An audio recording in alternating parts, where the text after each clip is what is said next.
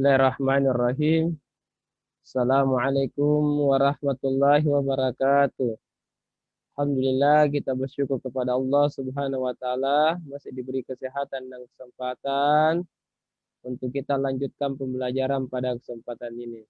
Anak-anakku sekalian, insyaallah sebelum kita mulai pembelajaran, mari kita bersama-sama berdoa kepada Allah Subhanahu wa taala agar anak-anakku sekalian kita semuanya diberi kecerdasan oleh Allah Subhanahu wa taala dan dimudahkan untuk kita mengamalkan materi yang akan kita pelajari. Bismillahirrahmanirrahim. Rabbi zidni ilma warzuqni fahma. Ya Allah, tambahilah ilmuku dan pertinggilah kecerdasanku. Anak sekalian, sebelum Mister akan mengajarkan materi pada kesempatan ini, pertama-tama Mister akan memberikan nasihat yang tertulis di slide, yaitu manjada wajada. Barang siapa yang bersungguh-sungguh pasti berhasil. Jadi ketika Anda semangat belajar di Zoom dan semangat mengerjakan tugas-tugas yang diberikan oleh gurunya, insya Allah Anda akan sukses dan berhasil dalam belajar. Tema yang akan kita pelajari pada kesempatan ini yaitu kisah Nabi Yunus alaihissalam, Nabi Zakaria alaihissalam, Yahya alaihissalam, dan Isa alaihissalam. Adapun kade yang kita akan pelajari yaitu memahami kisah keteladanan Nabi Yunus alaihissalam, Nabi Zakaria alaihissalam, Nabi Yahya alaihissalam, dan Nabi Isa alaihissalam. Indikator yang kita akan pelajari, Mister awal akan menjelaskan kisah Nabi Yunus alaihissalam, Zakaria alaihissalam, Yahya alaihissalam, dan Isa alaihissalam. Yang kedua menyebutkan contoh keteladanan dari sifat utama yang ada pada kisah Nabi Yunus alaihissalam, Nabi Zakaria alaihissalam, Yahya alaihissalam, dan Isa alaihissalam. Tujuan pembelajaran pada kesempatan ini yaitu murid dapat mengetahui kisah Nabi Yunus alaihissalam, Zakaria alaihissalam, Yahya alaihissalam, dan Isa alaihissalam. Murid dapat menyebutkan keteladanan Nabi Yunus alaihissalam, Zakaria alaihissalam, Yahya alaihissalam, Isa alaihissalam. Dan murid dapat meneladani sifat Nabi Yunus alaihissalam, Zakaria alaihissalam, Yahya alaihissalam, dan Isa alaihissalam. Adapun materi yang kita akan pelajari pada pertama yaitu kisah Nabi Yunus alaihissalam. Ada Nabi Zakaria alaihissalam, ada Nabi Yahya alaihissalam, Nabi Isa alaihissalam. Yang kita akan pelajari bagian A yaitu kisah Nabi Yunus alaihissalam. Nabi Yunus alaihissalam disebut Yunus bin Matta, kadang juga disebut Sunnun, kadang juga disebut Yunan. Nabi Yunus alaihissalam diutus oleh Allah Subhanahu wa taala berdakwah kepada kaum Binawa. Di mana kaum Binawa melakukan kedurhakaan kepada Allah Subhanahu wa taala. Yaitu dia menyembah berhala, yaitu patung. Adapun nama patungnya bernama Usta. Dan dia juga sering berjudi, melakukan praktek riba, dan dia juga curang dalam berdagang. Inilah perilaku kaum Binawa.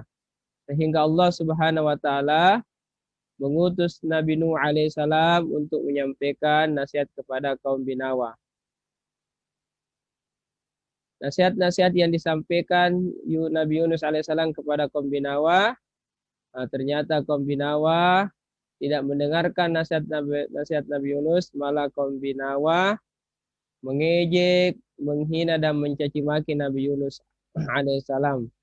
Bahkan dia tidak segan-segan mengancam jika Nabi Yunus alaihissalam senantiasa meneruskan dakwanya kepada Allah Subhanahu wa taala. Di mana kaum Binawa senantiasa menghina Nabi Yunus, sehingga Nabi Yunus alaihissalam tidak tahan lagi atas hinaan kaum Binawa. Dia memutuskan untuk meninggalkan kaum Binawa. Namun sebelum dia meninggalkan kaum Binawa, dia menyampaikan pesan, 3 hari kepergianku, jika kaum binawa tidak menyembah Allah Subhanahu wa taala, maka kaum binawa akan diberi musibah. Namun kaum binawa tidak mempercayainya, malah menertawainya. Yunus alaihissalam. Pergilah Nabi Yunus alaihissalam ke suatu tempat.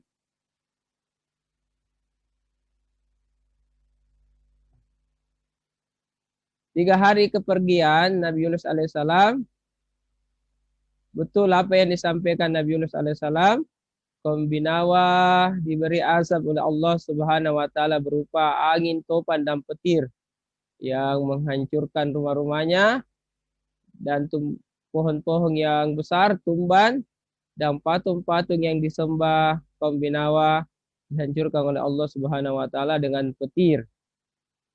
Sebelum kaum binawa dimusnahkan oleh Allah Subhanahu wa taala dengan bencana angin topan dan petir, di mana kaum binawa ini menyadari kesalahan apa yang dilakukan, dan dia menyadari bahwa apa yang disampaikan Nabi Yunus alaihissalam betul.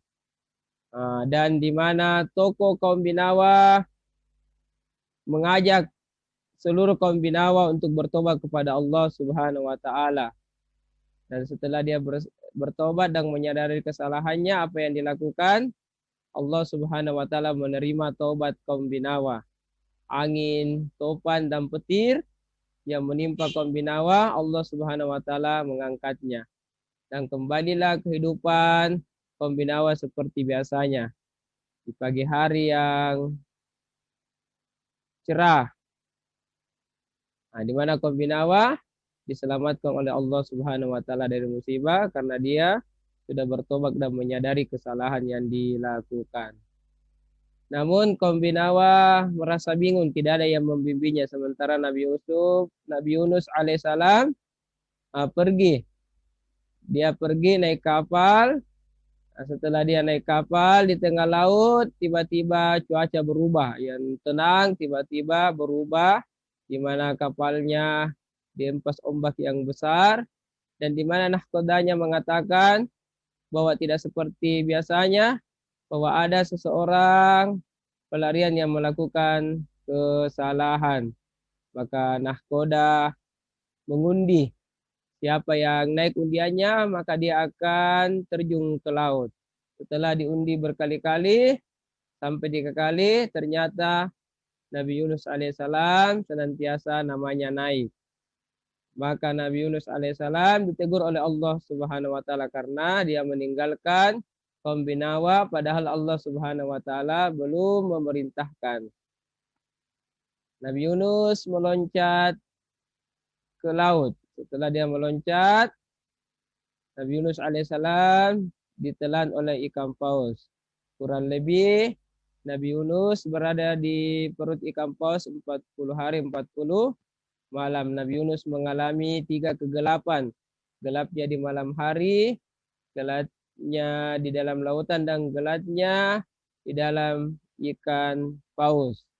Nabi Yunus alaihissalam senantiasa beristighfar dan menyadari kesalahannya. Dia menyebutkan doa yang diabadikan oleh Allah Subhanahu wa taala di surah Al-Anbiya ayat 87, yaitu La ilaha illa anta subhanaka inni kuntu minaz zalimin. Bahwa tiada Tuhan selain Engkau, Maha Suci Engkau, sesungguhnya aku adalah termasuk orang-orang yang zalim. Nabi Yunus mengucapkan terus doa ini, La ilaha illa anta subhanaka inni kuntu minaz zalimin. Dengan izin Allah, Allah Subhanahu wa taala menyelamatkan Nabi Yunus dari perut ikan. Andai kata Nabi Yunus tidak membaca doa ini, maka Nabi Yunus sampai hari kiamat masih ada di perut ikan.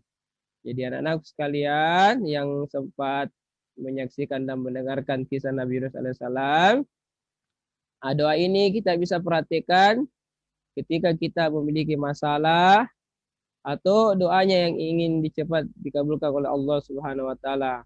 Kita dianjurkan untuk membaca doa Nabi Yunus tersebut agar Allah Subhanahu wa taala memudahkan masalah kita sebagaimana Nabi Yunus diselamatkan oleh Allah Subhanahu wa taala. Setelah itu Nabi Yunus diselamatkan oleh Allah Subhanahu wa taala. Dan Nabi Yunus kembali kepada kaum Binawa. Di mana kaum Binawa senantiasa mengharapkan kedatangan Nabi Yunus alaihissalam, bahkan dia berdoa kepada Allah agar Nabi Yunus kembali kepada kaum Binawa, dan Allah Subhanahu wa taala mengabulkan doa kaum Binawa. Nabi Yunus alaihissalam kembali kepada kaum Binawa yang dimana mereka sudah beriman kepada Allah Subhanahu wa taala. Nabi Yunus alaihissalam membimbingnya, dan kehidupan kaum Binawa kembali sejahtera dan taat kepada Allah Subhanahu wa taala. Jadi keteladanan dari kisah tersebut, yang pertama, kita tidak boleh berputus asa kepada Allah Subhanahu wa taala. Kita harus selalu berusaha. Yang kedua, sabar ketika ditimpa cobaan dan pasrah, setelah itu kita berserah diri kepada Allah Subhanahu wa taala. Yang ketiga, bertobat.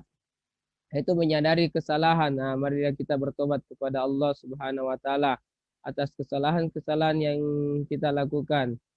Begitu pula Ananda harus mengintrospeksi diri. Alhamdulillah Ananda sudah melewati term 1. Di mana term 1 jika Ananda mendapatkan nilai yang terbaik dipertahankan. Jika Ananda mendapatkan nilai belum maksimal, harus menyadari diri dan memperbaiki diri. Insyaallah mudah-mudahan di term 2 ini Ananda mendapatkan nilai yang maksimal dan lebih bersungguh-sungguh belajar dan mengerjakan tugas-tugasnya. Atas perhatiannya kami ucapkan jazakumullah khair. Insyaallah semoga anak-anakku sekalian sehat semuanya dan keluarganya dan dimudahkan untuk dekat kepada Allah Subhanahu wa taala. Wastabiqul khair. Wassalamualaikum warahmatullahi wabarakatuh.